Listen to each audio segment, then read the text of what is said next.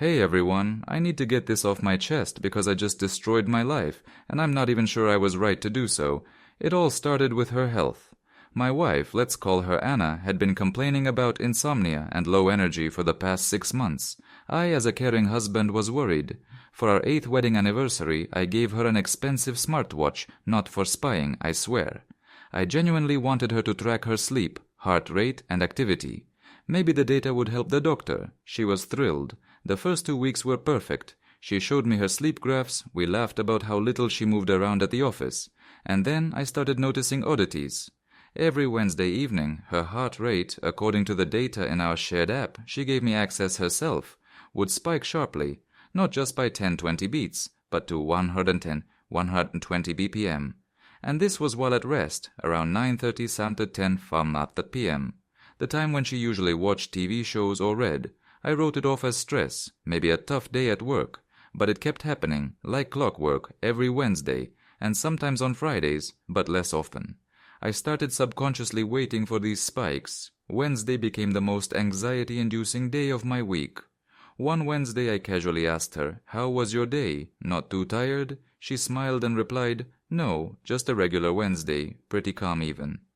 And at that very moment, the watch on my phone showed a heart rate of 118. She was lying, but why lie about her state? That's when my inner detective, driven by fear, not malice, kicked into gear.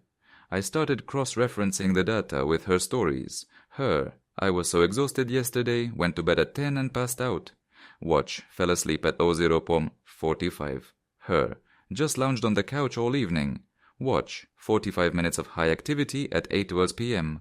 I stopped sleeping at night. I stared at those graphs like a mad scientist at a treasure map that was burning his hands. I hated that watch. I hated myself for this paranoia.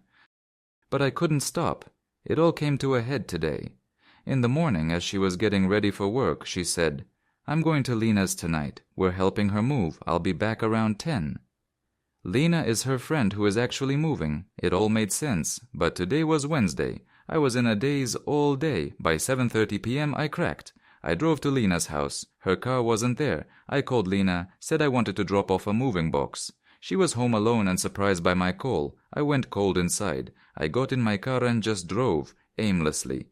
And then, passing by a cozy restaurant in the old town, I saw her car. Our car.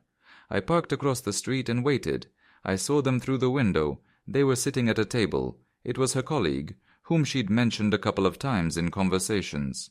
They were holding hands. She was laughing with a laugh I hadn't heard from her in years. At that very moment, at 8:15 p.m., I took out my phone and opened the app. Her heart rate was a 124. I stared at the number 124 on the screen and at her happy face in the restaurant window. It was the most surreal and painful sight of my life. That watch, bought out of care, had become an instrument of my torture. It relentlessly, with scientific precision, recorded her excitement for another man. I didn't storm in. I didn't call. I just drove away. Right now I'm sitting at home alone writing this post. She isn't back yet. The watch shows her heart rate has long since returned to normal.